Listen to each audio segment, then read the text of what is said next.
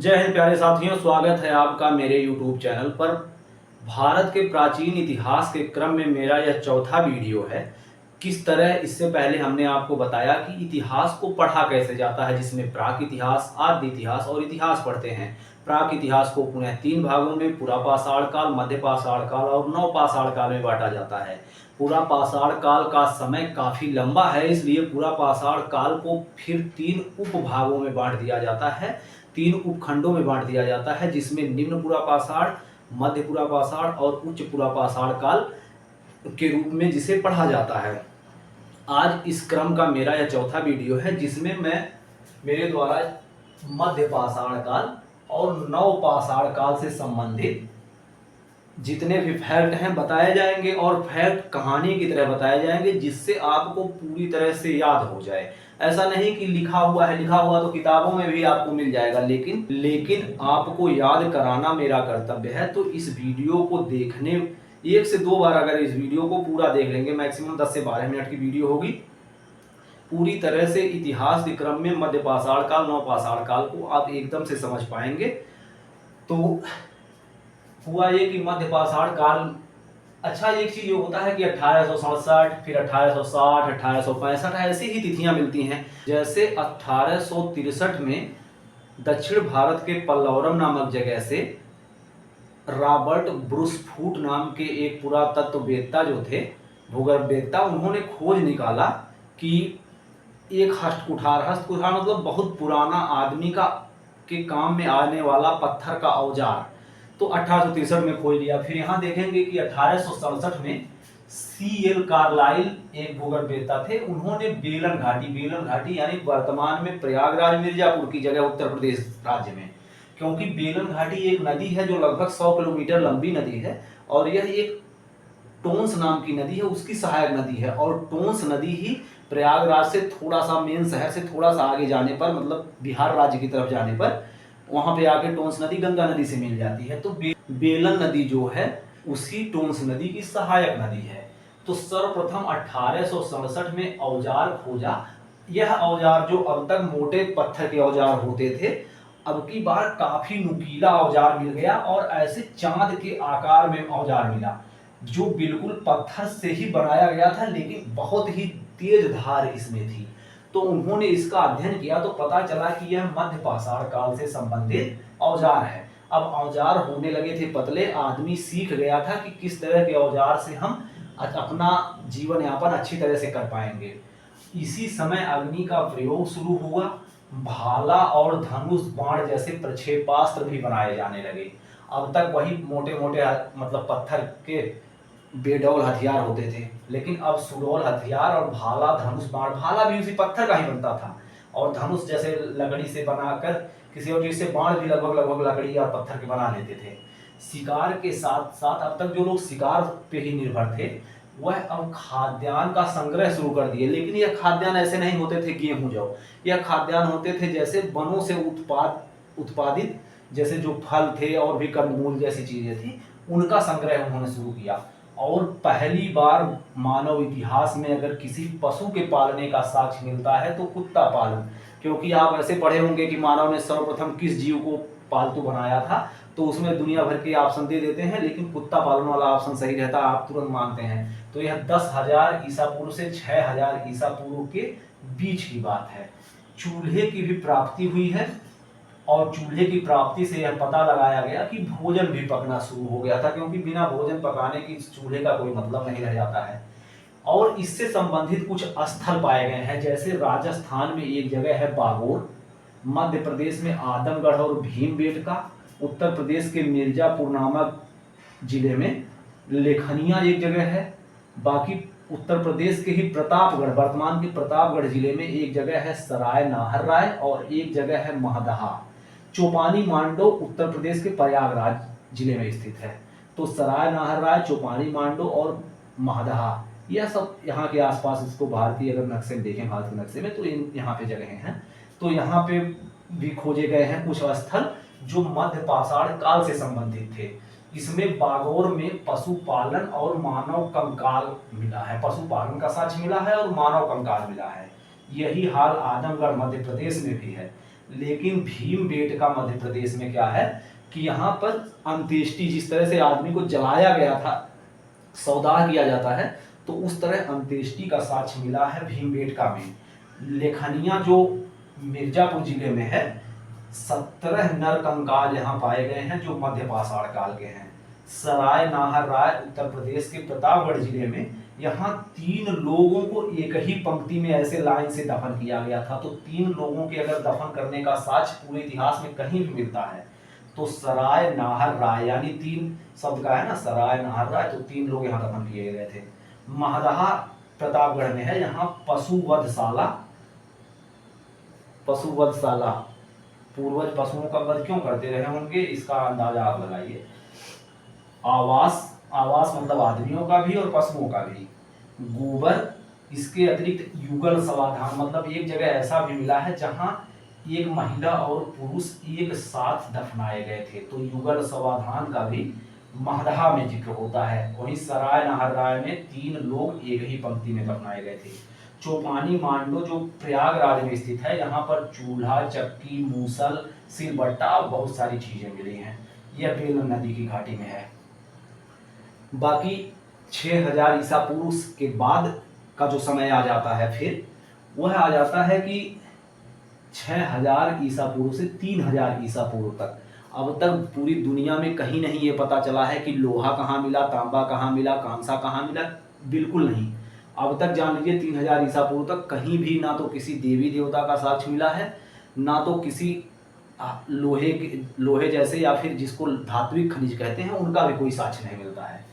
Garden child ने नवपाषाण काल को क्रांति काल कहा है। क्रांति काल कहा सिर्फ इसलिए है क्योंकि यही जहां जहां भी मानव के द्वारा कृषि के साक्ष्य पाए गए, इवन यहाँ पर पाकिस्तान में बलूचिस्तान प्रांत है, तो यहाँ पर मेहरगढ़ नाम की एक जगह है। जैसे पाकिस्तान का अगर नक्शा कुछ बने तो इस तरह से बनता है, तो यहाँ बलूचिस्तान नाम में एक मेहरगढ़ नाम की जगह है। यहाँ 6000 ईसा पूर्व में गेहूं, जौ, कपास और खजूर की खेती का साक्ष्य मिला है।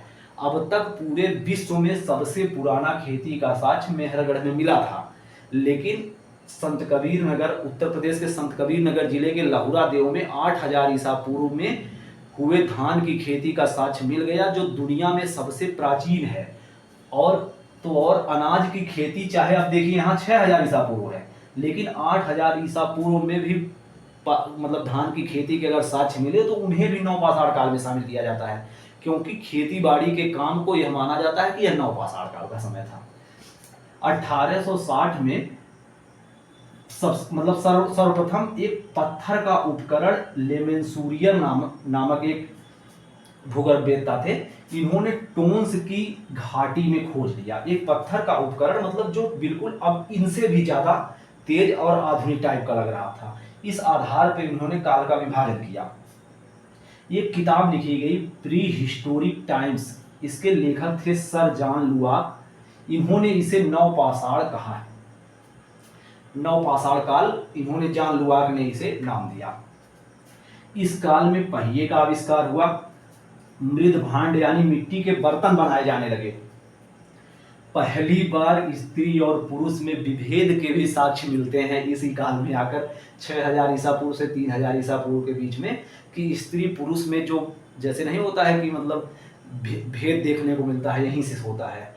फिर इसी समय पैतृक संपत्ति पर भी जैसे अधिकार जताने की बात आ जाती है कि ये हमारे पिता की संपत्ति है। इससे पहले ऐसी बात नहीं होती थी। मातृ देवी की उपासना भी शुरू हो गई थी, जो लगभग पत्थर से या फिर हड्डियों से बनाई जाती थी। जैसे हड्डी एक है, कोई जैसे हाथ की लंबी हड्डी है, तो उसी पे मिट्टी और जैसी चीजें लगाकर उनकी मूर्ति बना दी जाती थी। पुनर्जन्म में विश्वास बढ़ गया। चरखे के साक्ष्य भी मिले हैं, जिससे पता चलता है कि तब के लोग कताई बुनाई भी अब तक जान गए थे। इससे संबंधित स्थल मेहरगढ़ बलूचिस्तान में जौ, गेहूं, खजूर और कपास के साक्ष्य मिले हैं, जो लगभग जौ का सबसे पुराना 6000 ईसा पूर्व में मिलता है, जो मेहरगढ़ बलूचिस्तान में, वर्तमान के पाकिस्तान में है।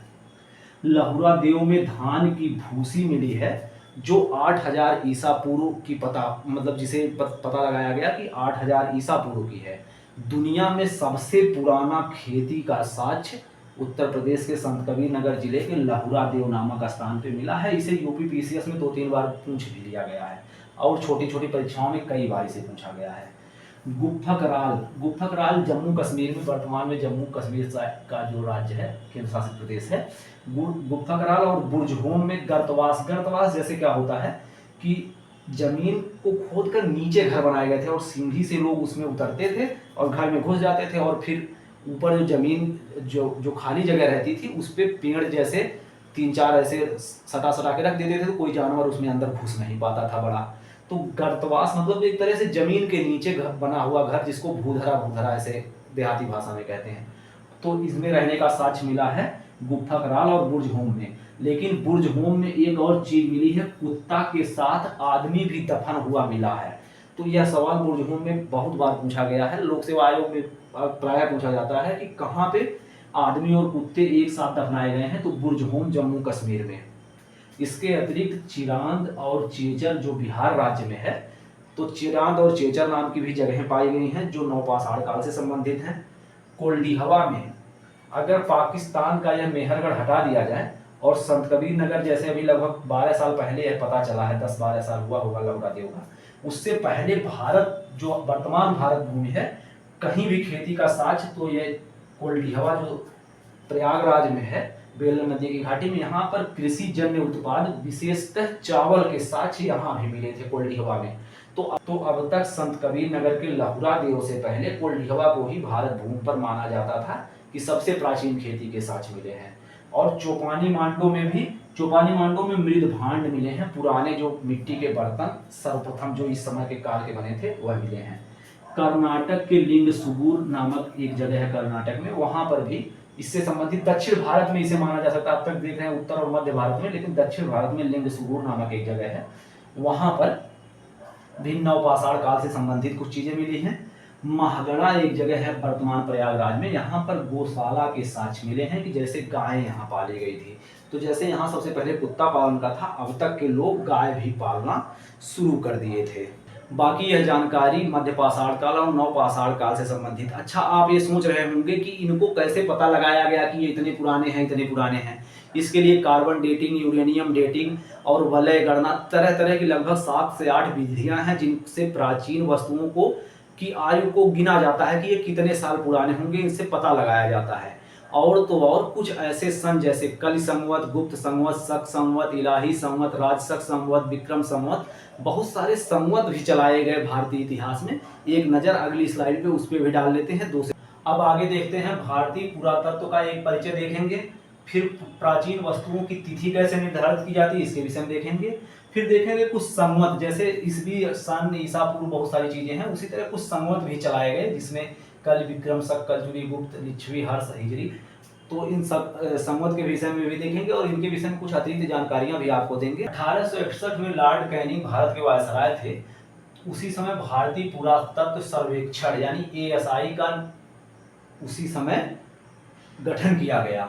अलेक्जेंडर कनिंघम ने काफी प्रयास करके इनको मनाया था, कहा था ऐसा गठन कीजिए और उसके लिए कुछ पैसे उसे दीजिए और हम लोग इसका मतलब पूरा वस्तुओं की सर्च करें। ये इसीलिए इनको भारतीय पुरातत्व का जनक अलेक्जेंडर कनिंघम को कहा जाता है, क्योंकि ये प्रथम महानिदेशक थे। उस समय अंग्रेज जो थे भारत में ही उनको वह रह रहे थे उपनिवेश बनाकर, लेकिन पहले भारतीय जो निदेशक थे वह राय बहादुर दयाराम साहनी थे, जिन्होंने हड़प्पा को खोजा था बाद में जाकर। लेकिन हड़प्पा व मोहनजोदड़ो के समय में जो महानिदेशक थे ASI के, वह सर जॉन मार्शल थे जब हड़प्पा और मोहनजोदड़ो खोजा गया था। लेकिन राय बहादुर दयाराम साहनी हड़प्पा के खोजने के समय खोजने में सहयोग किए थे, लेकिन तब यह महानिदेशक नहीं थे। पुरावस्तुओं की तिथि निर्धारक कार्बन डेटिंग C14 विधि से जीवित, जो पहले जीवित कभी रहा हो, जैसे चलने फिरने वाला कोई भी जीव हो, उसके अवशेषों के काल का निर्धारण कार्बन डेटिंग C14 द्वारा किया जाता है। इसके आविष्कारक बिलियर्ड लिब्बा नाम के एक वैज्ञानिक थे जो अमेरिका के रहने वाले थे। इनको 1949 में रसायन विज्ञान का नोबेल पुरस्कार भी मिला था कार्बन डेटिंग C14 के आविष्कार के लिए। बाकी एक और है वृक्ष वलय विश्लेषण विधि, यानी वृक्षों के वलयों को गिनकर 1100 साल पुराने वृक्ष की आयु ज्ञात की जा सकती है। तो वृक्ष वलय भी से पेड़ों की आयु गिन ली जाती है। पोटेशियम आर्गन विधि से, जिस तरह से कार्बन डेटिंग से जीवित हुए रहे अवशेषों की आयु की गणना की जाती है। उसी तरह पोटेशियम आर्गन विधि से, जैसे कोई पत्थर मिल गया हो आज से 1000-2000 साल पुराना, तो ऐसी चीजों को मतलब जो कभी जीवित न रही हो उनकी जानकारी, उनके काल का निर्धारण पोटेशियम आर्गन विधि से किया जाता है। यूरेनियम डेटिंग विधि से पृथ्वी की आयु का निर्धारण किया जाता है। वहीं थर्मोल्यूमिनेसिस विधि से, जैसे जो बर्तन वर्तन बनाए जाते हैं मृदभांड, जैसे अभी हम आपको चर्चा किए थे पहले, तो मृदभांडों की गणना, आयु की गणना थर्मोल्यूमिनेसिस विधि से किया जाता है। कुछ संवत चलाए गए जिसमें कलि संवत राजा परीक्षित द्वारा 3102 ईसा पूर्व में चलाया गया। राजा परीक्षित अभिमन्यु के पुत्र थे और अभिमन्यु महाभारत काल में अर्जुन के पुत्र थे। अब जुड़ रहा है ना कहानी, अब समझ में आया होगा। कलि संवत राजा परीक्षित के राज्यारोहण से शुरू किया गया, क्योंकि आर्यों के जो प्राचीन राजा माने जाते हैं वह राजा परीक्षित ही माने जाते हैं। विक्रम या मालव संवत 57 ईसा पूर्व में चलाया गया पंजाब साइड में। वहां एक राजा भूमिवर्मन थे, उनको विक्रमादित्य भी कहा जाता था। पहले विक्रमादित्य यही थे, जैसे विक्रमादित्य चतुर्थ, पंचम विक्रमादित्य, 14वें विक्रमादित्य। उसी तरह सबसे पहले विक्रमादित्य यही राजा भूमिवर्मन थे, जो मालवा क्षेत्र में रहते थे। उन्होंने शकों को हराया। जब हरा दिया तो 57 ईसा पूर्व में एक संवत चलाया जिसे विक्रम संवत कहा जाता है। यही विक्रम संवत 26 नवंबर 1949 को जब भारत का संविधान आत्मार्पित किया गया था, तो लिखा हुआ है ना कि संवत 2006 विक्रमी, तो 2006 विक्रमी को भारत का संविधान अंगीकृत और आत्मार्पित किया गया था। लेकिन 22 मार्च 1957 को क्या हुआ, भारत में जो शक संवत है कनिष्क के राज्यारोहण से 78 ईस्वी में जो हुआ था, तो बाद में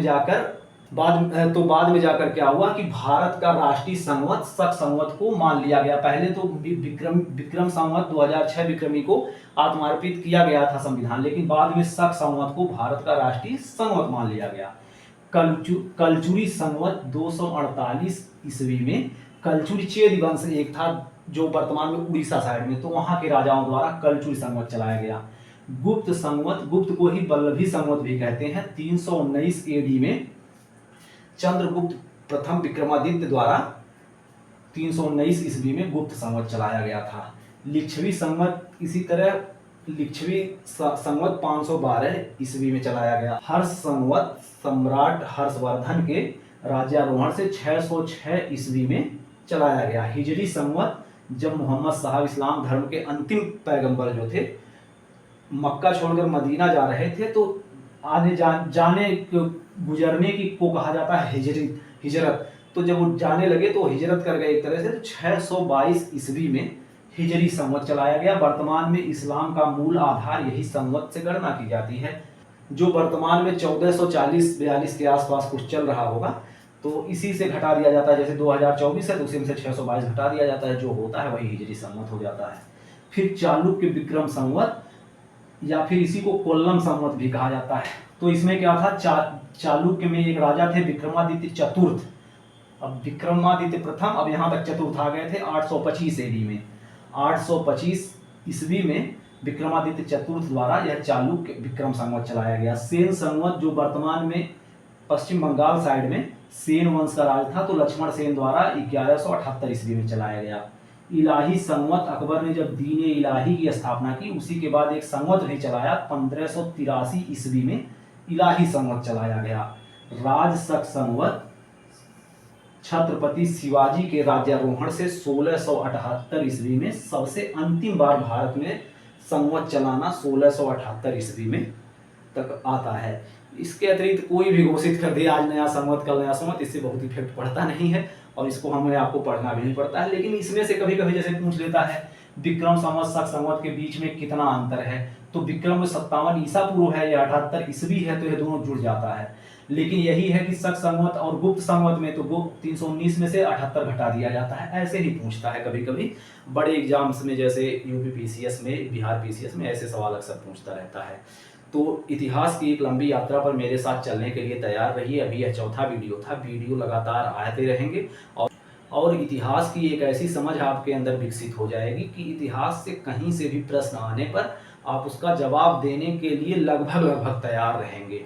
उम्मीद है वीडियो पसंद आया होगा। वीडियो कैसा लगा कमेंट बॉक्स में ज़रूर बताएं और यह भी बताएं कि मैं इस सीरीज को एकदम आगे तक ले चलूं या फिर क्या करूं और मुझे इसमें क्या सुधार करने की आवश्यकता है। बहुत बहुत धन्यवाद।